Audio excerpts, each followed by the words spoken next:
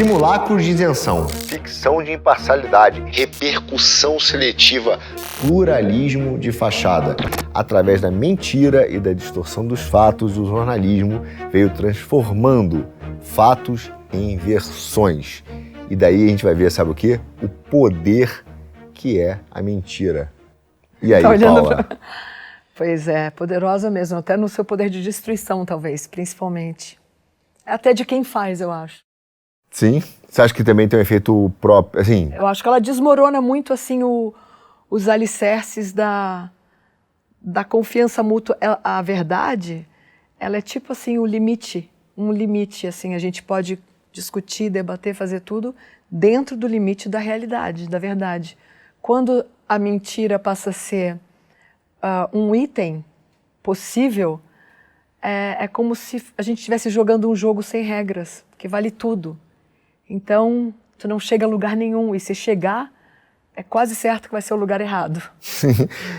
Até assim, tá falando um pouco do jornalismo, coitado, que o cara sempre levou essa pecha, acho que recentemente, né? Porque realmente talvez tenha sido, assim, para mim, um caso mais claro de uma instituição que abusou da mentira para criar versões e criar um novo cenário, né? O que é verdade, né? O que é aquilo que eu devo me preocupar, que eu deveria saber do mundo? E, cara, era um papel tão nobre e da jornalismo de contar isso, e até fazer um parênteses aqui, dentro de um artigo até que você escreveu que foi maravilhoso, que foi assim, cara, não é só relatar, né, o que está acontecendo, é entender de quem realmente está por trás disso, né? O cui bono, a quem interessa, quem cometeu o crime, né? Quem interessa o crime. Essa situação é realmente mais profundo. Então as pessoas gostariam muito de conhecer essa realidade, conhecer a verdade. E aí quando vem o jornalismo e começa a ceder os encantos aí dos grandes poderes, contar uma versão, distorcer a realidade, né? Fazer o pluralismo de fachada, só ouvir um lado. Isso, cara, isso joga as pessoas é o que você falou, joga as pessoas num tremendo vazio de conhecimento, o cara não sabe mais o que é acreditar, né? O que é verdade, o que não é, né? O que aconteceu. Em que momento você acha que o jornalismo deslizou e saiu, né, desse papel de tentar mostrar a verdade, né, ou descobrir a verdade, relatar os fatos e foi para o caminho de tentar ser, não sei, um papel mais assim, de dirigir as pessoas para uma nova versão de mundo, querer ser um guia intelectual da sociedade, e aí acabou abusando da mentira ou da distorção dos fatos? Eu nunca estudei esse assunto, assim, eu realmente não sou uma especialista na história do jornalismo, mas eu acho que o jornalismo sancionado pelo Estado, para começar a partir de autorizações governamentais mesmo para o funcionamento de TVs, rádios e jornais. Então, eu acho que o jornalismo sempre teve um papel de avalizador, se fala? Avaliador também. Não, pode ser avalista, né? Avalista assim. Do poder. Então, ele foi sempre um intermediário oficial entre o poder e o público. Então, o que a gente sabe que um presidente faz, ou que os nossos representantes no Congresso fazem, a gente sabe via a mediação da mídia, né? A mídia é exatamente isso, esse mediador. Então, nesse papel de mediador, é esperado que ela já venha servindo como um mediador parcial e favorável a quem lhe permite agir há muitos anos. As redes sociais estão fazendo, então eu acho que o que é novo não é que o jornalismo se corrompeu e em vez de investigar e questionar o poder, ele juntou-se ao poder. O que está acontecendo agora é que com as mídias sociais a gente já pode abrir mão, em muitos casos, desse intermediário. Então tu, com o teu celular, numa manifestação, tu consegue mostrar o que está acontecendo e eu consigo ver, e eu não preciso da Globo me dizer que tem 60 mil pessoas quando o teu celular está me mostrando 1 milhão. Se não fosse o teu celular, eu teria acreditado que são 60 mil, porque o jornal falou que eram 60 mil. É aquele selinho de qualidade, né? Sim.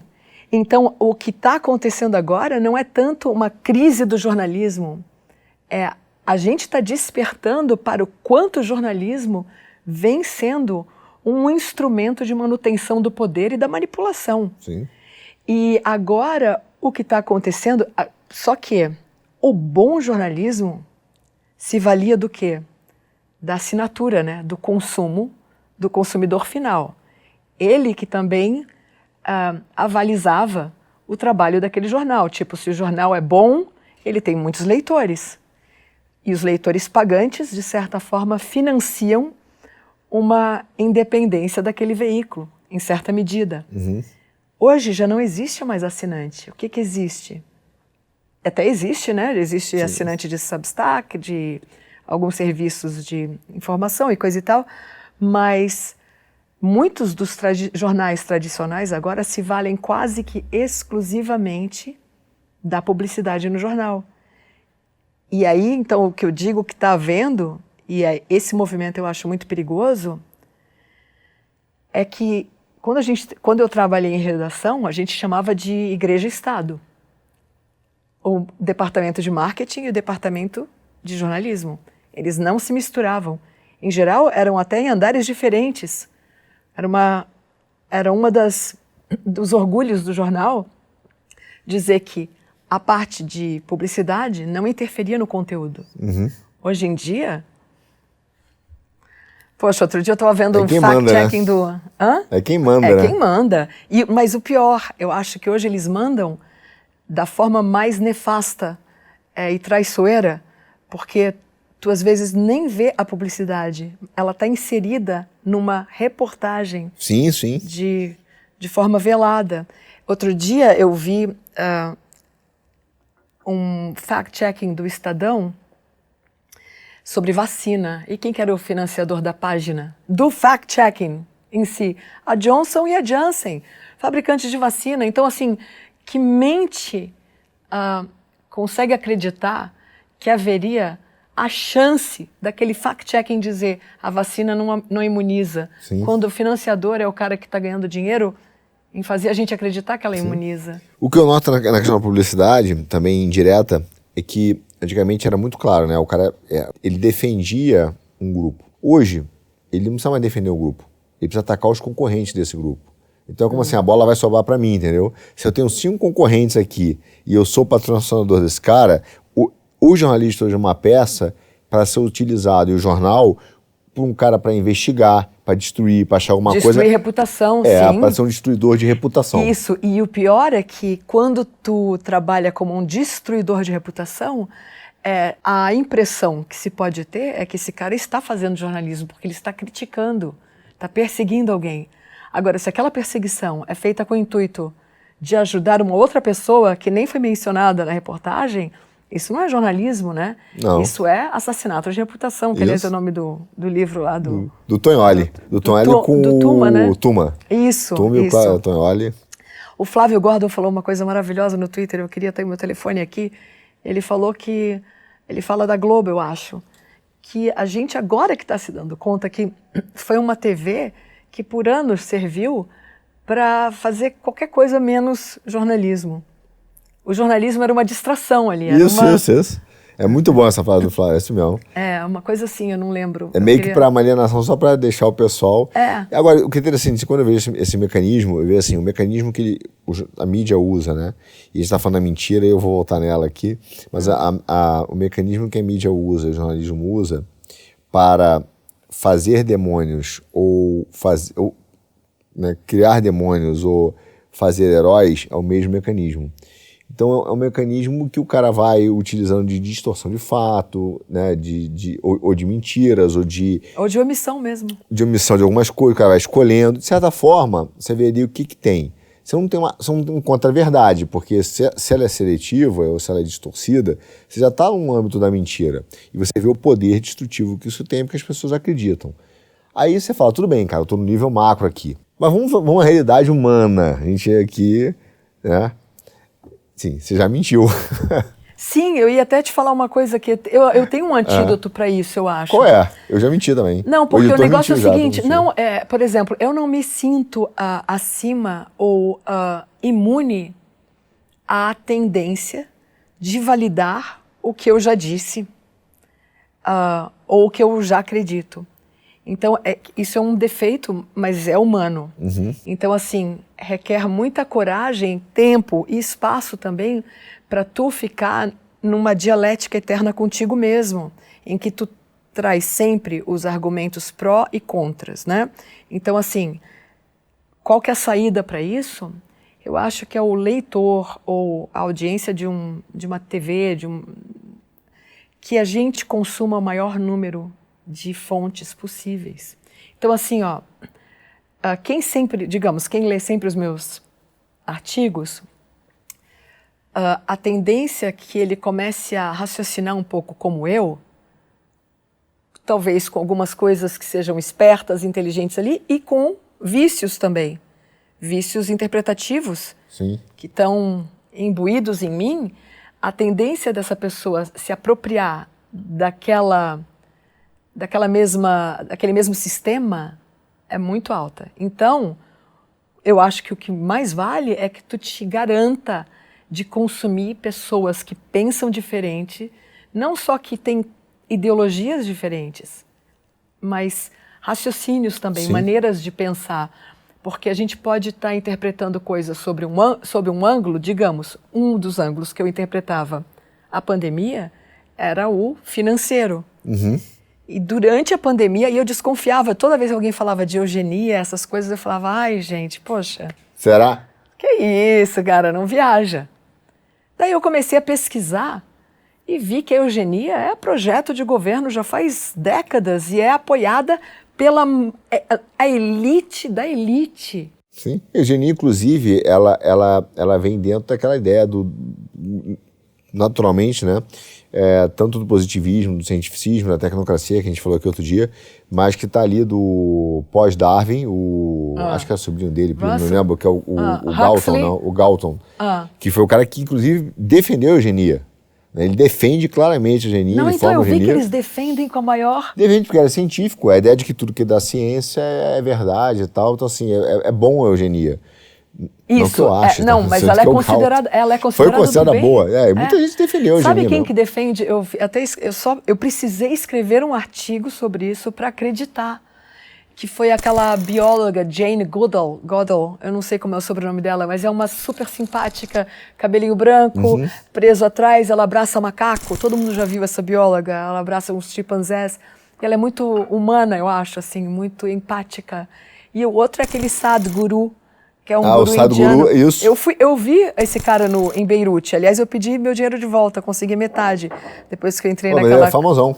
Putz, tu tem noção, tu não sabe o que é aquilo, lavagem. Ele, Osho, essa turma toda aí. Gente do céu, eu realmente não gosto de culto, sabe? Eu já cheguei a essa conclusão e não gosto. Ali não podia nem tossir, parecia que eu tava num campo de concentração. Enfim, fui com uma amiga iraniana, nós duas, a gente, meu Deus, vamos sair correndo daqui já. Não podia nem tomar café, só chá, cafeína faz mal. Mas enfim, esse cara que é todo maravilhoso, bondoso, supostamente... e a Jane Goodall, os dois foram palestrantes ou entrevistados ou participaram do Fórum Econômico Mundial e ambos defendem abertamente a redução da população, a diminuição, o controle populacional e não só com planejamento familiar. O Bill Gates também já defendeu, mas enfim, isso era só para dar um exemplo. Sim. Que se não fosse eu estar em contato com umas pessoas que já estavam lá na frente, sabendo de coisas que não me chegavam pelos jornais, tá vendo? E se chegavam talvez de forma subliminar e positiva, não como um questionamento. Até quão longe tu quer ir para diminuir a população? Mas... Você tem que ter um filtro, né? Porque é isso mesmo, os caras não falam. Mas eu queria voltar dessa dinâmica individual, porque a gente fala da mentira dos outros, mas a gente mente, né? E é interessante que a gente mente, às vezes, para a gente se livrar de um problema, para tornar o mundo mais confortável para a gente, né? Pelo menos assim eu vejo. Ou até para criar uma versão de mundo que a gente gostaria que fosse criada, entendeu? Então eu te pergunto assim, existe mentira boa? Existe mentira boa? Então, eu conheço uma, eu vou te falar. Em geral, quando eu sou convidada para festa, essas coisas, que eu realmente não gosto muito, então eu falo assim, poxa, eu adoraria querer ir, mas eu não quero. Então, eu não estou mentindo e estou sendo, assim, gentil, dizendo que eu adoraria mesmo querer Isso. ir. Mas isso não é uma mentira. Não é mentira. Mas tecnicamente aí, não é mentira. Não é uma mentira. Mas as pessoas Mas é uma intenção de enganar. Mas aí, posso te falar, eu vi que isso magoava certas pessoas e eu achei que era mais humano da minha parte. Fala, pô, tô com cólica. Tudo bem que teve gente que já descobriu na hora, falou assim, quantas vezes você tem cólica por mês? Porque... O cara fez a conta, né? Fiscal, não faz fiscal. sentido. Fiscal de cólica, né? Fiscal de ciclo. Mas, então assim, por exemplo, se tu cortar teu cabelo, ou uma amiga minha cortar o cabelo, já tá cortado, ela vem até mim e o cabelo tá horrível, eu não vou falar que tá horrível. Porque eu sei que se eu falar que tá horrível, ela provavelmente vai ficar ainda mais feia, porque ela vai se acreditar feia. E se ela se acredita bonita, eu acredito nisso. Que tu espalha o que tu sente, sabe? Sim. Então, assim, tarde demais, pô, eu não vou fazer essa sacanagem. Agora, antes dela cortar o cabelo, daí eu falaria, amiga, vai ficar horrível. Mas, entendeu? Então, eu acho que tem mentira do bem, sim. Agora, o que a gente está vendo acontecer, Arthur, que eu acho que está acontecendo muito, as pessoas estão muito menos interessadas na verdade do que em estar com a razão ou em parecer correta. Acho que é ter a razão, né? Então disposta a mentir para ter razão. Então assim, ou aceitar a mentira. Eu quero ser validado no que eu acabei de falar. Porque isso tem uma coisa a ver com ego, né? Que é pô, agora que eu já falei isso, então assim, não sei se tu já viu um memezinho que tem o cara lá super vacinado e o outro lá que é o Chad que não tomou nenhuma vacina, né? Sim. E os dois estão falando, como é que é, pensando, caramba, o filho da mãe ainda tá vivo. Então assim, tu quer, de certa forma, te confirmar. Por isso também que previsões negativas são tão moralmente delicadas. Porque daí tu vai chegar num momento em que tu vai querer que tu vai ter que escolher. Ou tu estava errado, ou tu é bom em prever coisas horríveis, né? Então, assim, qual que é melhor? Tu está certo ou estar errado? Então, por exemplo, a gente tem um grupo de médicos ali, enfim, eu conheci um cara uma vez que entrou num grupo de médicos e ele tinha ações de uma das farmacêuticas. Na hora eu falei, tira esse cara desse grupo, porque é impossível que ele não tenha algum conflito. Então, assim, se ele se beneficia com a venda de um produto que não funciona, qual é a minha garantia de que as análises e as opiniões dele aqui nesse grupo vão favorecer o investimento dele acima de favorecer a verdade? Sim. Então, eu acho que assim, o que está acontecendo agora é que a gente se expõe muito nas nossas opiniões. E aí, tu vira refém daquela... Tem uma frase fenomenal. Acho que eu falei isso outra vez, mas é uma frase, eu acho que é do Tao Te Ching. Das palavras não ditas, somos senhores. Das palavras ditas, somos escravos. Sensacional, muito boa. Não é? Muito Porque ele boa. sintetiza, né? E aí tu vira escravo daquilo que tu falou. Mas então também como se livrar disso? Eu acho que eu tenho assim... não ter vergonha de errar. Eu acho que tu admitir, porra, não, falei, errei. Seja o primeiro a se corrigir, então, que daí a coisa também... Mas olha, eu vejo que são duas coisas diferentes. Eu ia comentar sobre isso, mas eu vou até inverter minha lógica aqui. Que é o seguinte, é diferente você mentir e falar uma mentira. Então, falar uma mentira, você naquele momento tinha uma informação que você acreditava piamente, verdadeiramente, você tá achado que estava embasado, que estava falando uma verdade. Então, aquela história que minha avó falava que manga com leite, o cara morria. Ela acreditava, sabe, piamente. Então ela estava dizendo uma mentira? Ela estava mentindo, não. Porque ela acreditava que aquela coisa que não era real era verdade. Quando você mente, você conhece a realidade, você sabe da verdade, entendeu? É meio que a criança fala assim, Papai Noel existe? Você, claro, existe. Mas minha amiga disse que não existe. Não, mas tal.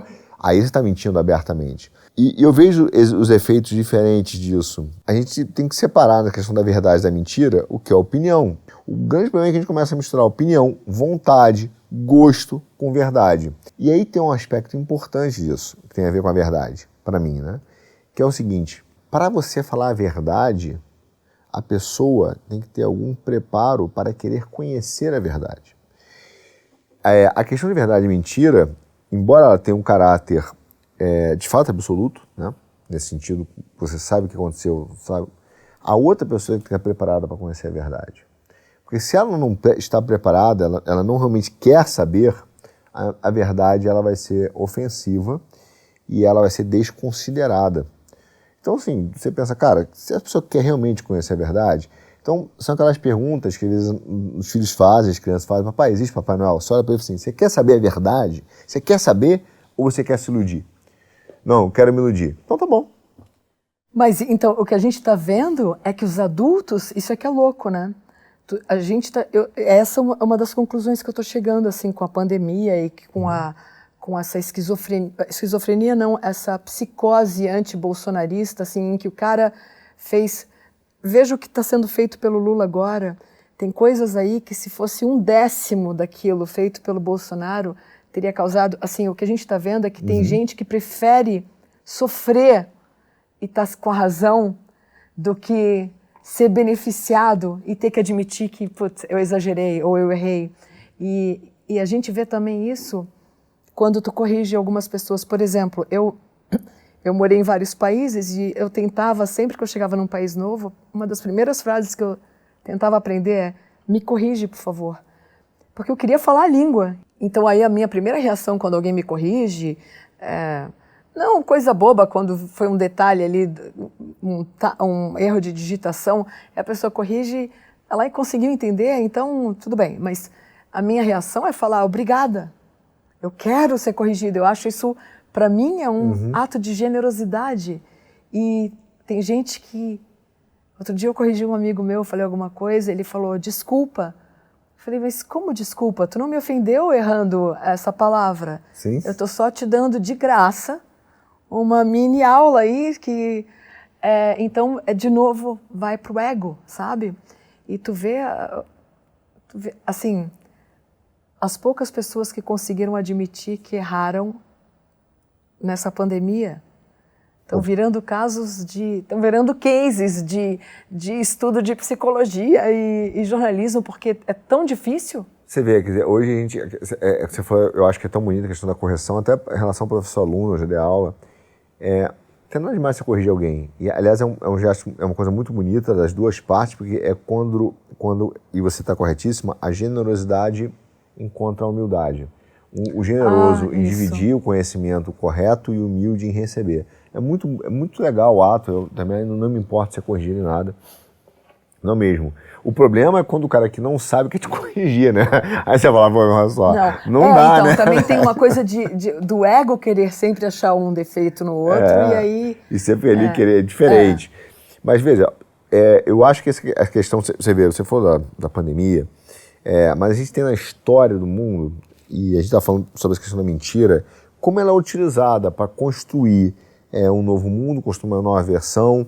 A gente mente no dia a dia porque a gente quer aliviar a culpa, né? A gente não quer enfrentar os nossos erros. É difícil. Você falou da correção, mas é muito difícil enfrentar os nossos erros. É mais fácil você apontar os erros dos outros, né? É mais fácil você ver o cisco no olho do seu amigo do que o vergalhão que está no seu olho, né? Então, é muito difícil essa autoconsciência e por isso que as pessoas querem estar totalmente sempre com razão.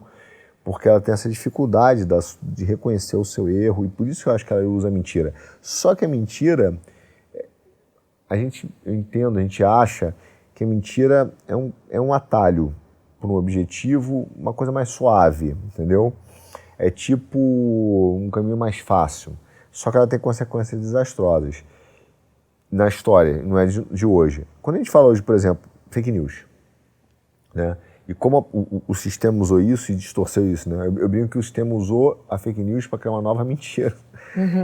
Que é um princípio legal, se você pensar assim, juridicamente interessante, que é o seguinte, eu pego um vídeo de um cara, do Arthur, e digo assim, ó, esse cara né, foi pego e tal, né, tem vídeo, faço uma notícia, e digo que esse cara é um estuprador, e esse cara aconteceu isso na rua, ele fez isso com uma criança e tal. Aí o povo se revolta, vai pra cima do cara, né, faz o linchamento, mata o cara, faz justiça com as próprias mãos.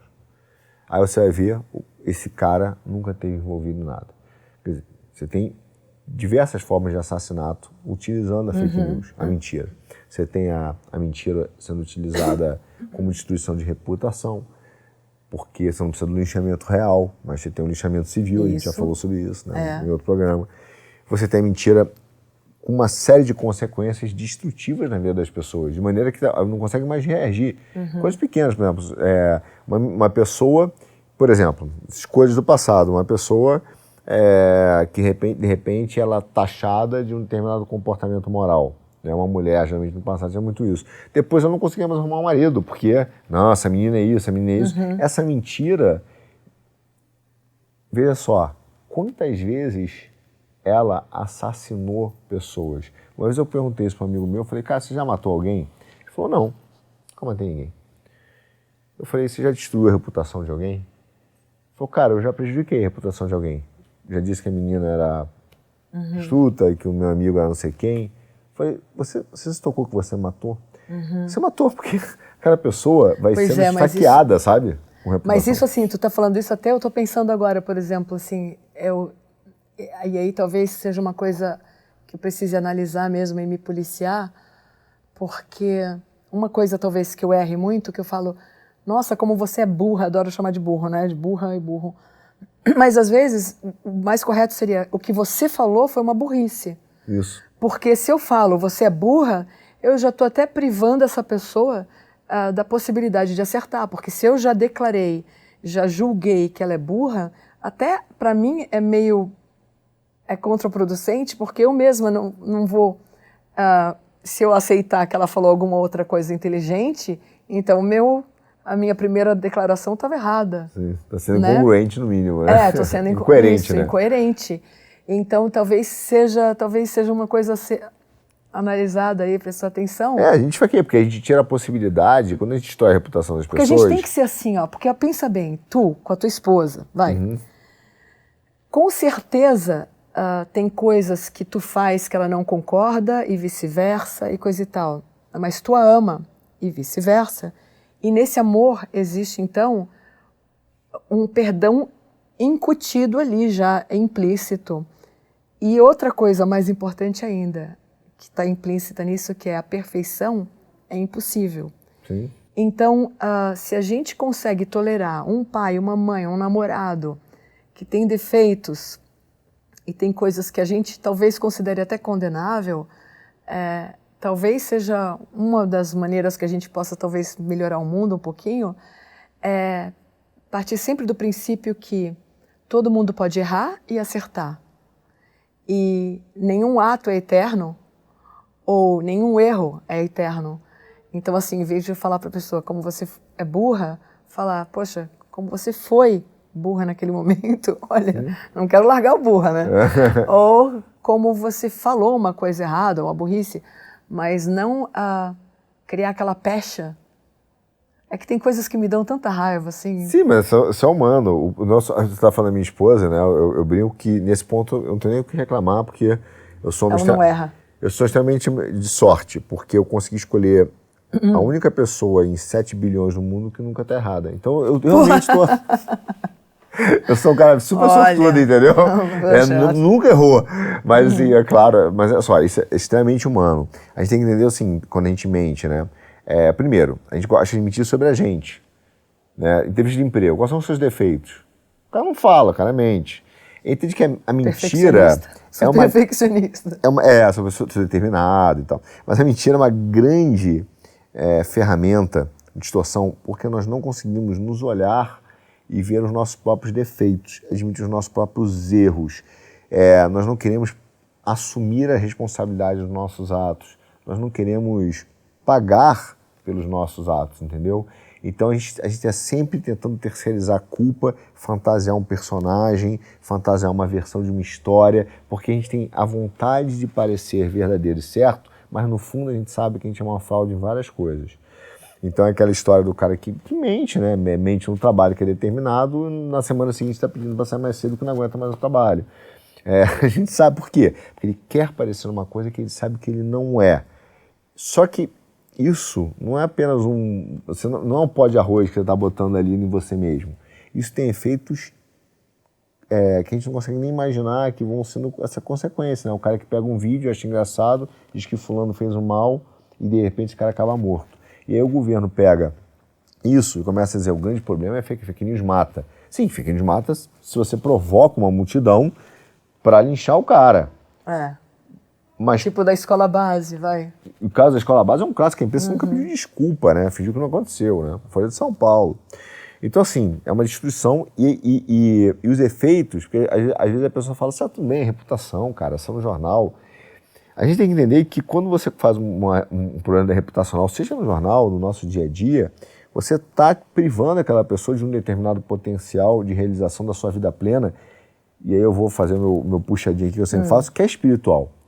Que é espiritual. Deus te deu a vida, você tem uma vida plena em vários campos. Se eu começo a dizer para você, de uma pessoa que ela não tem direito a um relacionamento pleno, porque ela é galinha, não sei, ou que o homem é galinha, né?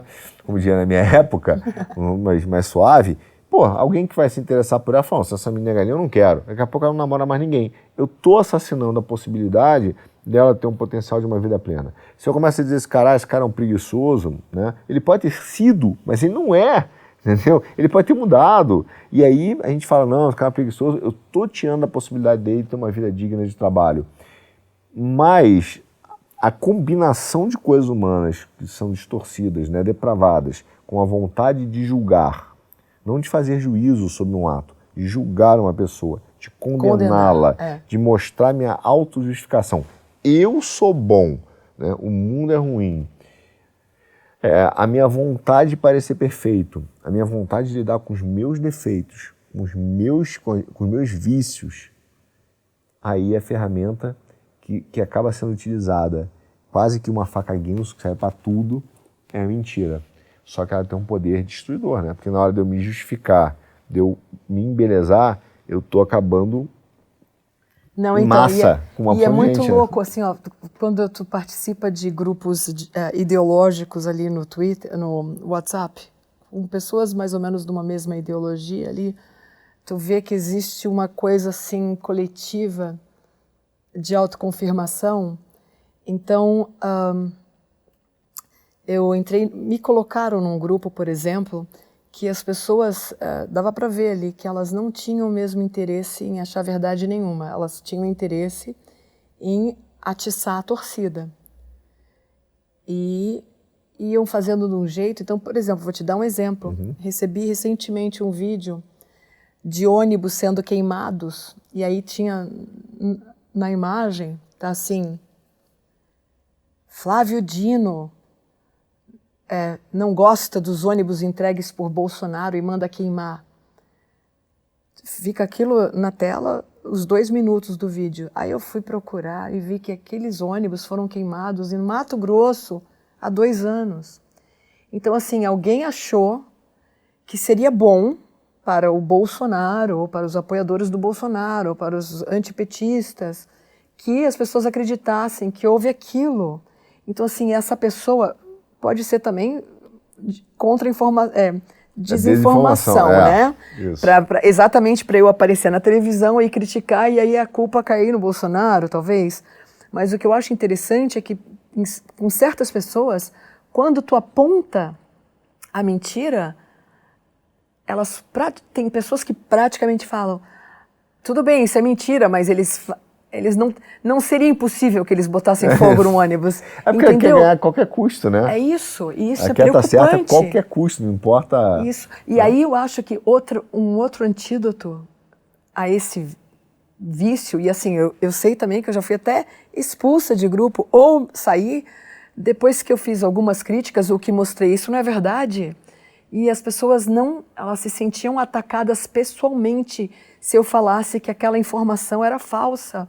Quando, para mim, a pessoa tem que responder, obrigada, eu não sabia, eu estava espalhando uma mentira, que nem o correggimi, que eu falava em italiano. Então eu agradeço quando sou corrigida. Essas pessoas não queriam ser desmentidas nem na mentira. E aí eu acho que o antídoto para isso é tu lembrar sempre, no caso pelo menos da política, nas nossas paixões, né? Eu tenho, assim, eu sou anti algumas pessoas, assim, mas muito anti. E tem políticos que eu realmente tenho total desprezo e nojo. Pessoas para quem eu já votei, Lula, por exemplo, tenho horror. Já votei, me envergonho, não aceito mau caratismo e ladroagem, não aceito. Me roubou? Não dá para falar. Não tem mais conversa. Também acho que tem diferença em roubar 1.000 e roubar 1 milhão. Lógico, eu não sou boba, sei contar.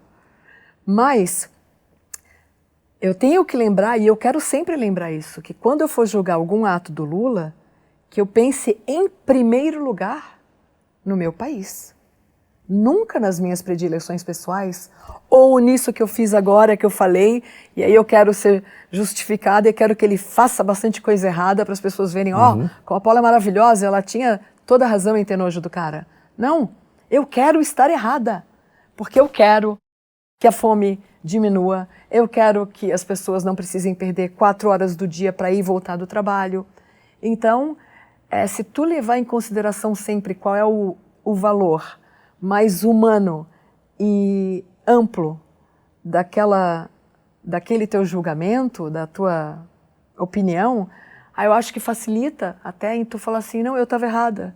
Ele fez certo, eu não gosto do cara, mas ele está muito certo aqui. Esse caminho acabou dando certo e tudo bem. Né? Porque a gente quer ver um objetivo num país melhor, numa sociedade melhor. E tem que lembrar isso, né? Tem. Porque senão a gente vai virar 2 torcidas que jamais se encontram. Senão vira idolatria, né? Você vira um idólatra porque não importa, o cara tá certo, mas como foi ele que fez... Mas o pior da idolatria, Arthur, é que é um tiro no pé de quem idolatra. Porque claro. Daí tu aceita até o que te faz mal, só porque veio do cara. Exatamente. Por quem tu te comprometeu. E você não consegue sair dessa... Não. O Paulo, eu vou fazer as considerações finais. Infelizmente, contra a minha vontade, mas são ordens. Mas é o seguinte, tem uma frase, você falou de uma frase que foi boa, que você falou das palavras, né? Que a gente é senhor do silêncio e escravo do que diz.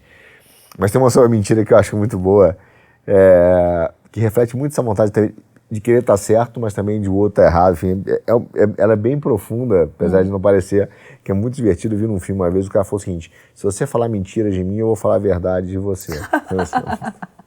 Então é uma frase boa, porque ela é bem profunda, que se a gente quiser explorar, né? Será que vai falar a verdade de mim, né? Será que você está mentindo? Enfim. Mas isso reflete, por um lado, talvez um dos piores efeitos da mentira. Eu queria perguntar para você, para a gente terminar, que é como é que a gente vai ver numa sociedade sem confiança. Porque quando você começa a mentir, você começa a perder a confiança em tudo. Qual é o teu referencial, né? Qual é a tua bússola? E a gente hoje não confia no sistema, nas instituições brasileiras. Por quê? Porque elas já mentiram, elas não são dignas da nossa confiança. A gente não acha que elas vão fazer aquilo que elas deveriam fazer. A gente não confia em alguns representantes do Estado brasileiro. A gente não acha que o burocrata está lá pensando de verdade na gente. Como, né, talvez, vou reformular a pergunta, você acha que o efeito mais perverso da mentira é a destruição completa da confiança e o ser humano viver sem bússola, sem referencial como sociedade, como comunidade? Então, eu acho que isso é um risco, sim. Mas aí eu queria perguntar se eu já falei da Janaína Pascoal da outra vez que eu estava aqui. Não, pode falar. Então eu vou falar porque para mim isso é um exemplo maravilhoso e emocionante. A Janaína, junto com o Randolph Rodrigues, mas não sei se coordenadamente, acho que não, duvido, mas ambos sugeriram, o Randolph eu não tenho certeza, mas a Janaína sugeriu, durante a pandemia, que o que fosse aprovado de vacina nos Estados Unidos fosse automaticamente aprovado no Brasil. Então ela falou, poxa, a FDA, a Food and Drug Administration, lá, a autoridade, já funciona e não sei o que lá. E aí eu escrevi um artigo mostrando que a FDA é uma das instituições mais podres e corruptas que eu tenho conhecimento. É uma agência reguladora que foi totalmente capturada pela indústria. Aquilo lá é um atravessador das grandes farmacêuticas. E aí nesse artigo, até falei uma coisa assim meio nojentinha, mas assim eu falei, Sócrates dizia que só sei que nada sei, e cá está a Janaína, que não sabe nem que ela não sabe.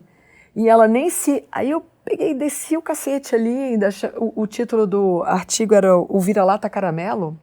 Eu acho que era isso ainda. Muito bom o título.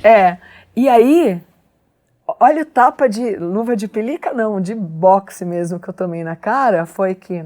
E pra mim foi gratificante, assim, que dali uma semana, mais ou menos, a Janaína vai no Facebook dela, ela lê o artigo, alguém deve ter falado, olha aí, estão falando mal de você.